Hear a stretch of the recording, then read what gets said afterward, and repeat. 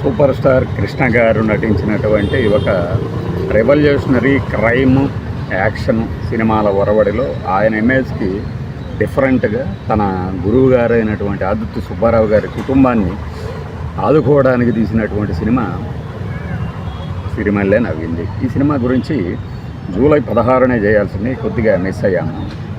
45 ఏళ్ళు అయిందనమాట release. July 16, 1980. మనం ఇంతకుముందు వీడియోలోనే చెప్పుకున్నాం కదా, కృష్ణ గారి దొంగలకు దొంగ 1980లో రిపీట్ రన్లో 50 days ఆడింది ఇక్కడ మన సికింద్రాబాద్ దగ్గర. అలాంటి ఒక ఒరవడిలో ఇలాంటి ఒక హాస్య రసాత్మక సినిమా, కృష్ణ గారిలోని కామెడీ టింజ్ని నీట్గా బయటికి తీసుకొచ్చిన సినిమాలు ఏమైనా ఉన్నాయంటే ప్రేమ నక్షత్రం అనే ఒక సినిమా ఈ సినిమాలో నవ్వింది. అలానే కృష్ణావతారం బాబు గారు తీసింది. చాలా నీట్గా, అసలు ఎంత చక్కగా ఉంటుందంటే తాను నవ్వకుండా ప్రేక్షకుల్ని నవ్వించగలిగినటువంటి ఒక పాత్ర ఇందులో ప్రసాద్, మన జి వరలక్ష్మి గారు ఇందులో ఒక పెద్ద ఆవిడ పాత్ర పోషించారు. ఆవిడ ఇదిగో ప్రసాద్ అంటుంటే కృష్ణ గారు పడే కంగారు, దానికి తోడు ఒక పెద్ద రిమ్ ఫ్రేమ్ ఉన్నటువంటి కళ్ళజోడు, ఆయనలోని అమాయకత్వాన్ని దీంట్లో ఏమంటే ఇనుమడింపజేసింది అనమాట. అప్పట్లో సాక్షి సినిమాలో ఎలాగైతే కనిపిస్తారో పెద్ద విగ్గెట్టేసేసుకున్న కృష్ణ గారు ఇందులో అలా కనిపిస్తారు. సుజాత గారితో తక్కువ పేరుగా నటించారు కృష్ణ గారు, అందులో ఇదొకటి. ఇది ఒక చక్కని హాస్య కుటుంబ కథా చిత్రం అనడంలో సందేహం లేదు. దీనికి కథ ఆదివిష్ణు గారు అందించారు. ఇది మొదటిసారి చూసినప్పుడే నాకు ఇందులో హై నాయక చాలుకు ఛాయలు కనిపించాయి. విషయం ఏమిటయ్యా అంటే జంజాల గారే దీనికి స్క్రీన్ ప్లే ఇచ్చారనమాట. బహుశా ఆదివిష్ణు గారి కథని ఇంకాస్త డ్రమటైజ్ చేయడంలో జంధ్యాల గారి పాత్ర ఉండే ఉంటుంది. విజయ నిర్మల్ గారి డైరెక్షన్. దీనికి ఫస్ట్ కె విశ్వనాథ్ గారిని అడిగారు సినిమాకి డైరెక్షన్ చేయమని చెప్పేసి. కె విశ్వనాథ్ గారు ఆదిత్య గారి శిష్యుడు. ఆదిత్య గారు ఆయన తాలూకు స్కూల్లోనే ఈయన ఇంకొక పెద్ద దర్శకుడిగా ఎదిగారు. అంటే మొదట బీజం పడింది. ఇది చరిత్ర తెలిసిన వాళ్ళందరికీ తెలుసు. కానీ ఆ శంకరాభరణం ఎప్పుడైతే ఒక పెద్ద హిట్ అయిందో ఆ ప్రభావం నుంచి ఆయన ముందు ఒప్పుకున్నా కూడా తర్వాత ఈ సినిమా అంగీకరించలేదు అనేది తెలిసిన విషయము. అది సుబ్రావ్ గారి అబ్బాయి ఉన్నారు, ఆయన చెప్పారు ఇంటర్వ్యూల్లో. ఆ సమయంలో మా చేత ఎంతో సాయం పొందిన వాళ్ళు, సహాయం నిరాకరించిన వాళ్ళు అంటే ఒక డైరెక్టర్ ఉన్నారు అని చెప్పకనే చెప్పారు ఆయన పేరు. తనకి కేవలము ఒక 2 సినిమాల్లో ఛాన్స్ ఇచ్చినంత మాత్రాన తన జీవితం మొత్తం కృతజ్ఞతలు చెప్పినటువంటి గొప్ప సంస్కారం కృష్ణ గారు. అది మనం అలవరుచుకోవాలనుకున్నా కూడా మన వల్ల అయ్యే పని కాదన్నమాట. సుబ్బారావు గారి కుటుంబాన్ని ఆదుకోవాలి అని చెప్పి ఆ రవి కళామందిర్ బ్యానర్ మీద తీసిన సినిమాలలో ఇది కూడా ఒకటి. ఆ తర్వాత రక్త సంబంధాన్ని కూడా నాకు తెలిసి ఆయన బ్యానర్ మీద ఇచ్చినట్టున్నారు, కానీ తెలియదు, కానీ అంటే గుర్తులేదు. ఈ సినిమాకి ఒక క్లీన్ ఎంటర్టైనర్ మోహన్ బాబు ఉన్నారు.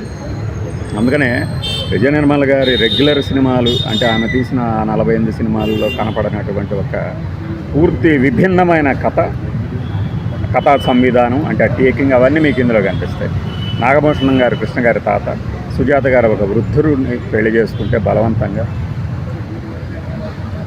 అతను తాళి కట్టి చనిపోతే ఆయన తాలూకు కుటుంబాన్ని ఆదుకోవాల్సిన అవసరం ఉంది. వారి తండ్రి నాకు బాగా ఆప్తులు అని కృష్ణ గారు తన మనవడైనటువంటి ప్రసాద్కి చెప్పి మాట తీసుకుంటారు. ఈ క్రమంలో తెలియకుండానే కృష్ణ గారు టౌన్లో ఒక జనాభా లెక్కల అధికారిగా నటిస్తూ వారి ఇంటికి, అంటే ట్రైన్లో నుంచి పారిపోయి వస్తున్నటువంటి సుజాత గారు, అంటే పారిపోయిన సమాజం నుంచి సుజాత గారిని చేరదీసిన జి వరలక్ష్మి గారి ఇంట్లో సుజాత గారిని చూసి ఆమెను ఆదుకునేందుకు తన మేనమామైనటువంటి రావికొండలరావు గారి ఇంట్లో టీచర్గా కుదురుస్తాడు. ఈ రావికొండలరావు గారి కూతుర్ని తన ట్రాప్లో వేసుకునే క్యారెక్టర్ మోహన్ బాబు. ఆ మోహన్ బాబు ఈ సుజాత మీద మోహన్ బాబు ఇంటిని రేపులకతో అన్నట్టుగా ఈమెను బలాత్కరించాలని చూస్తాడు ఒకానొక సందర్భంలో. ఆ సందర్భంలో కృష్ణ గారి ఎంట్రీతో మోహన్ బాబు మూతి పగలగొట్టి సుజాత గారి అభిమానానికి పాత్రుడవుతారు, కానీ తన ప్రేమను వ్యక్తపరచడు. ఎందుకంటే దానికి ఒక కారణం మనం వెనక్కి వస్తే మధుమూర్తి క్యారెక్టర్లో, రచయిత మధుమూర్తి క్యారెక్టర్లో కృష్ణ గారి స్నేహితుడిగా కృష్ణ గారి ఊరు వెళ్ళినప్పుడు తన ప్రేమని సుజాత గారికి వ్యక్తపరుస్తాడు. మీరు కూడా అందరి మధువాళ్ళు లాంటి వాళ్ళే మధుమూర్తి గారు అంటూ సుజాత గారు అతని ప్రేమను తిరస్కరించినప్పుడు కృష్ణ గారిలో ఒక బెరుకు ఏర్పడుతుంది. వీటన్నిటి నుంచి పారిపోయేందుకు సుజాత గారు ఇక మళ్ళీ రైలు ఎక్కి ఎక్కడికో వెళ్ళిపోదాం అనుకున్నప్పుడు కృష్ణ గారు ఇక తన మనసులోని ప్రేమని వ్యక్తీకరిస్తాడు. ఇది కథ.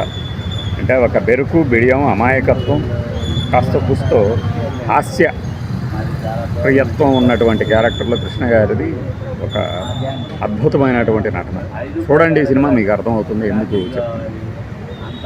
ఒక 7 పాటలు, చక్రవర్తి గారు, ఆ కేవి మహాదేవన్ గారు ఎవరు ఏంటి అనేది కూడా తెలియనంతగా బీటు మాసు ఇచ్చినటువంటి సంగీతం ఇందులో కనిపిస్తుంది. సుజాత గారికి ఏంటంటే ఉన్న ఆ హోమ్లీ ఇమేజ్తో దీనికి మాస్ ఓపెనింగ్స్ లేవు, కానీ ఓకే పర్పస్ సర్వైవ్ అవ్వగలిగిందనమాట. ఎందుకంటే కృష్ణ గారి సినిమాలు రిలీజ్ అయ్యి ఒక్క వారం ఆడితే హౌస్ఫుల్ అయితే చాలు, పెట్టుబడి అంతా వచ్చేసేసింది. అలా తన గురువు గారిని ఆదుకోవడానికి, గురు దక్షిణానండి, కుటుంబాన్ని ఆదుకోవటానికి తాను చూపించినటువంటి సహాయతనండి కృష్ణ గారు, విజయ నిర్మల గారు వీళ్ళిద్దరూ ఉచితంగా చేసినట్టు ఈ సినిమా. మరి ఇక ఎంత మిగిలి ఉంటాయి ప్రొడ్యూసర్కి. ఇది సిరిమల్లె నవీన్కి సంబంధించి మనకు తెలిసిన విషయాలు. బై.